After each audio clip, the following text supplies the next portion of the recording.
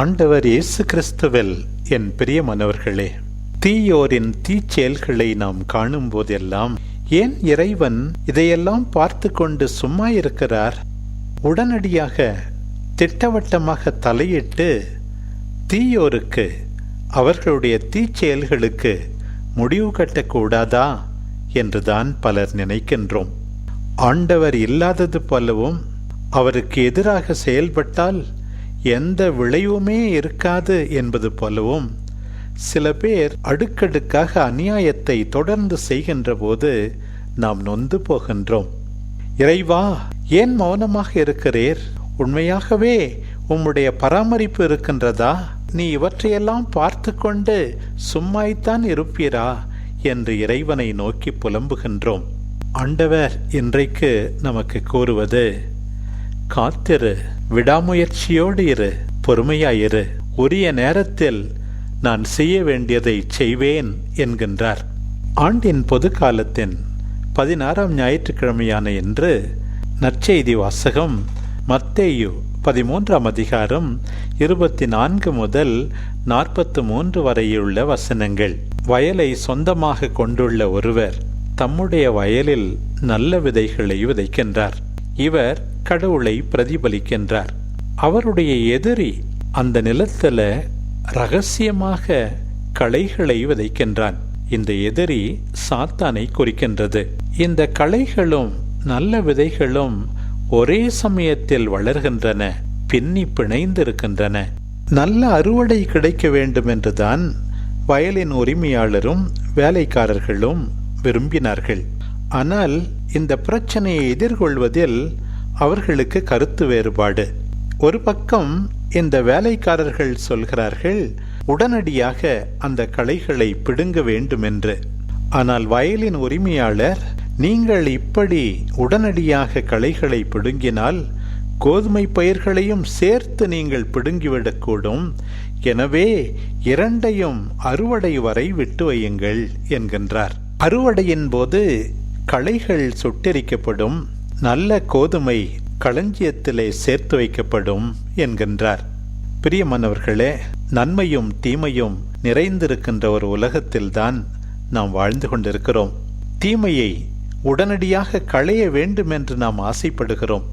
ஆனால் எது தீமை, எது நல்லது என்று சரியாக கண்டுணர நம்மால் முடியாது, ஆண்டவரால் தான் முடியும். திருத்துதர் பணிகள் 15:8 நாம் வாசிப்பது போல, அந்த கடவுள்தான் மனிதனின் இதயத்தில் இருப்பதை அறிகின்றார். நாமோ பல நேரங்களில் மேலோட்டமாக அடுத்தவர்களை கணக்கிடுகின்றோம். திரு அவையிலும் சரி, சமூகத்திலும் சரி, இவர்கள் நல்லவர்கள், மற்றவர்கள் கெட்டவர்கள் என்று நாம் பிரித்து பார்ப்பதில் பல முறை தவறிவிடுகிறோம். நம்மில் யார்தான் பாவி இல்லை என்று சொல்ல முடியும்? நிஜ வாழ்க்கையில் களைகள் கோதுமையாக மாற முடியாது, கோதுமை களைகளாக மாற முடியாது. ஆனால் புனித அகுஸ்தினார் சொல்லுகிறார், மனிதர்களை பொறுத்த மட்டில் களைகளாய் இருப்பவர்கள் மனம் மாறி கோதுமையாக மாற முடியும். அதே போல கோதுமையாக வாழ்க்கையை தொடங்கியவர்கள் கால ஓட்டத்தில் கடவுளை மறந்து கெட்ட பாதைக்கு திசை திரும்பிவிடலாம். ஆண்டவரோடு சிலுவையில் அறையப்பட்டிருந்த அந்த நல்ல கள்ளனை பாருங்கள். அவன் களையாகத்தான் கருதப்பட்டான். ஆனால் ஆண்டவரின் சார்பாக பேசினான், அவருடைய இரக்கத்தை வேண்டினான், கோதுமையாக மாறினான். ஆண்டவர் சொன்ன பரிசேயனும் வரி தண்டுபவரும் ஜெபிக்கச் சென்ற அந்த உவமையை பாருங்கள். அந்த பரிசேயன் தான் நல்லவன் என்று நினைத்து கொண்டிருந்தான். ஆனால் களையாக கருதப்பட்ட அந்த வரி தண்டுபவர்தான், ஆண்டவரே, பாவி என் மேல் இரக்கமாயிரும் என்று சொல்லி கோதுமையாக மாறினார். பிரியமானவர்களே, எசேக்கியேல் இறைவாக்கினர் 33ஆம் அதிகாரம் 11வது வசனத்திலே வாசிக்கிறோம், தீயவர் சாக வேண்டும் என்பது நம்முடைய விருப்பம் அல்ல, மாறாக மனம் திருந்தி வாழ வேண்டும் என்பதுதான் நம்முடைய விருப்பம் என்கின்றார் ஆண்டவர்.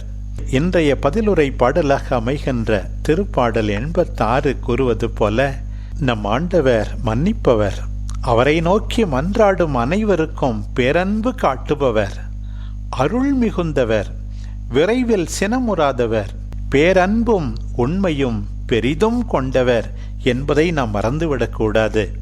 எனவே பலகீனத்தால் பாவத்தில் உழலுகின்ற அல்லது தவறு செய்துவிட்ட நம்முடைய சகோதர சகோதரிகளை தீர்ப்பிட எப்போது வாய்ப்பு கிடைக்கும் என்று நாம் காத்திருக்க கூடாது. நம் அன்பு தெய்வத்தை உற்று பார்க்கிறோம். இன்றைய முதல் வாசகம் அவருடைய இதயத்தை அழகாக படம் பிடித்து காட்டுகிறது. சாலமோனின் ஞான நூல் 12ஆம் அதிகாரம் 13 மற்றும் 16 முதல் 19 வரையுள்ள வசனங்கள். நம்முடைய அன்பு தெய்வம் முறைகேடாக யாருக்கும் தீர்ப்பு வழங்குவதில்லை. அவர் ஆற்றல் மிக்கவராயிருப்பதால் கனியோடு தீர்ப்பு வழங்குகின்றார். மிகுந்த பொறுமையோடு நம்மை ஆட்சி செய்கின்றார். அவரிடமிருந்து நம்பிக்கையாளர் அனைவரும், நீதிமான்கள் அனைவரும் மனித நேயத்தை கற்றுக்கொள்ள வேண்டும். மற்றவர்களுடைய மனம் மாற்றத்துக்காக நம்பிக்கையோடு காத்திருக்க வேண்டும், பொறுமை காக்க வேண்டும் என்று நாம் தெரிந்து கொள்கிறோம். ஆண்டவருக்கு தெரியும் யாருக்கு எவ்வளவு வாய்ப்பு கொடுக்க வேண்டும் என்று, யாரை எப்போது தீர்ப்பிட வேண்டும் என்று. இரக்கம் நிறைந்த அந்த ஆண்டவரின் மனநிலையை பெற்றுக்கொள்ளாமல் நம் விருப்பப்படி நம்மையே உயர்த்தி கொண்டு அடுத்தவர்களை குறைவாக மதிப்பிடுவது உண்மையான நம்பிக்கையாளர்களுக்கு அழகல்ல. அந்த ஆண்டவர் மிகச் சிறிய தொடக்கத்திலிருந்தும் மகத்தான காரியங்களை ஆற்றுவார் என்பதையும் இன்றைய நற்செய்தி பகுதி நமக்கு எடுத்துரைக்கின்றது. கடுகுமணியை பாருங்கள், அது மிகச் சிறியதுதான் விதைக்கப்படும் போது. ஆனால் வளர்கின்ற போது வானத்து பறவைகள் அதிலே வந்து தங்குகின்ற அளவுக்கு பெரிதாகின்றது. ஆண்டவரும் தன்னுடைய பணியை சாதாரணமாக தொடங்கினார். 3 ஆண்டுகள் தன்னுடைய சீடர்களை பயிற்றுவித்தார்.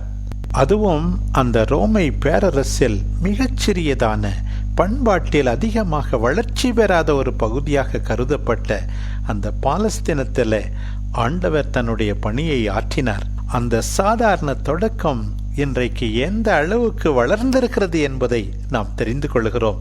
பிரியமானவர்களே, இன்றைக்கு சிறு விதையை பார்க்கின்ற போதே பெரிய மரத்தையும் மகத்தான அறுவடையையும் அதிலேயே பார்க்க கற்றுக்கொள்ள ஆண்டவர் அழைப்பு விடுக்கின்றார்.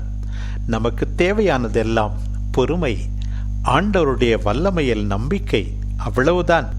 நம்முடைய கடமை தொடர்ந்து விதைப்பது, விடாமுயற்சியோடு காத்திருப்பது, ஆண்டவரில் நம்பிக்கையை இழக்காமல் இருப்பது, அவ்வளவுதான் இன்றைக்கு தேவை. மகத்தான முறையில் செயல்படுகின்ற ஆண்டவருடைய வார்த்தை மறைந்து செயல்படும், யாருக்கும் தெரியாமல் செயல்படும். எப்படி அந்த பெண் சேர்த்த புளிக்காரம் 3 படி மாவையே உருமாற்றியதோ, அதே போல ஆரவாரம் இல்லாமல் மறைந்த நிலையில ஆண்டவருடைய வார்த்தை செயல்படும், எல்லாரையும் உருமாற்றும். பிரியமானவர்களே, ஆண்டவரின் பொறுமையான இதயத்தை, மன்னிக்கும் இதயத்தை நாமும் இன்றைக்கு பெற்றுக்கொள்ள வேண்டுவோம். நாம் நினைக்கின்றவாறு, நினைக்கின்ற நேரத்தில் எல்லா தீமைகளுக்கும், தீயவர்களுக்கும் முடிவு கட்ட வேண்டும் ஆண்டவர் என்று எதிர்பார்ப்பதை தவிர்ப்போம். உண்மையில் இன்றைய 2வது வாசகம் கூறுவது போல நம் ஆண்டவரிடமிருந்து என்ன வேண்டுவது என்று கூட நமக்கு தெரியாது.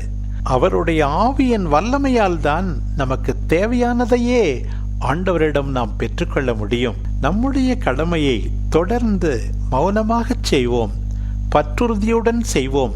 மகத்தான விளைச்சலை கொடுக்கின்ற, நிறை மகிழ்ச்சியை கொடுக்கின்ற நம் ஆண்டவரை பற்றி கொண்டிருப்போம்.